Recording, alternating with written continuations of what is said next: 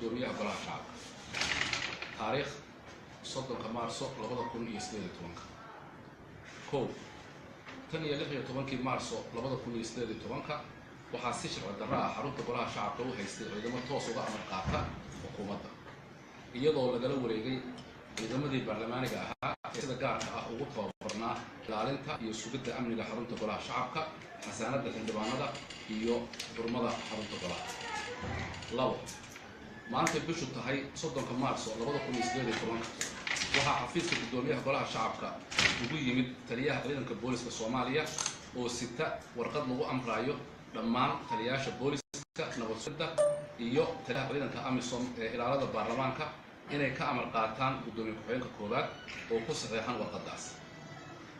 amarkani la farayo taliyaha ciidanka booliska wuxuu ka soo baxay xukuumadda madaxweynaha jamhuuriyadda federaalkana si buuxda uu uga warqabo xogaal lagu yahay, taasoo ujeedadeedu tahay in si sharci darro ah lagula wareego laanta sharci-jebinta awoodda dalkuna ku ururto gacanta laanta fulinta. saddex haddaba waxaa cad in madaxweynaha jamhuuriyadda federaalka Soomaaliya uu gabay xilkii ka saarnaa ilaalinta mabaadi'da aasaasiga ah ee dastuurka iyo shuruucda dalka sida uu qabo qodobka 87 ee dastuurka jamhuuriyadda federaalka Soomaaliya iyo sidoo kale qodobka 3 faqradda 4 oo damaanad qaadaya kala madaxbannaanida awoodaha sharci dejinta fulinta iyo garsoorka.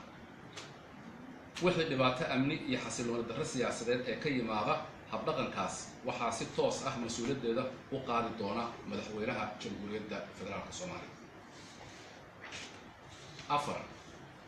taliyaasha ciidamada amniga waxaa la xusuusinayaa in dastuurka jamhuuriyadda federaalka Soomaaliya qodobkiisa 127 uu farayo in ay mar walba dhexdhexaad ka noqdaan oo aanay ku milmin xaaladaha siyaasadeed.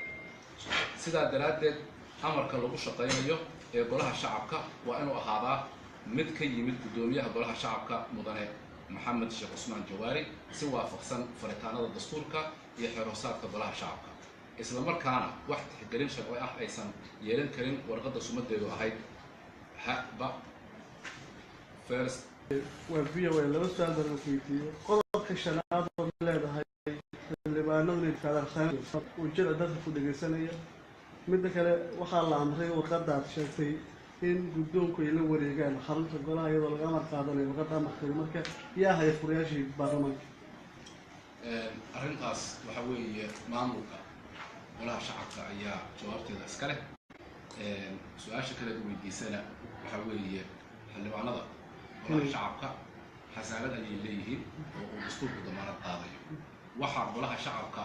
وهوي لي حسابات يحرم جاره وحوي إن حلوانه أي حقول ليه إلى أفكار تودا si xor ah ay uga dhex dhiiban karayaan si xor ahna ay codkooda ugu dhiiban karayaan golahooda marka ay joogaan. haddii golahoodii la soo faragashtay oo ay laan kale oo uu dastuurka federaalku uu qeexayo inaysan soo faragashan karin ay soo faragashatay waxa weeye mas'uuliyadooda golahooda ayaga ayaa iska leh. gudoomiye marka suurtagal ma tahay in maalinta berri ah uu qabsoomo shirkii aad ku dhawaaqdeen inuu isla markaana looga hadlayo ajandaha arrinta beled xaawo suurtagal ma tahay in arrintaas ay dhacdo maalinta berri maadaama aad sheegtay in baarlamaankiiba la haysto? go-aanka ka soo baxay guddiga joogtada ah ee golaha shacabka oo ku dhisan qodobka 12aad ee xeer-hoosaadka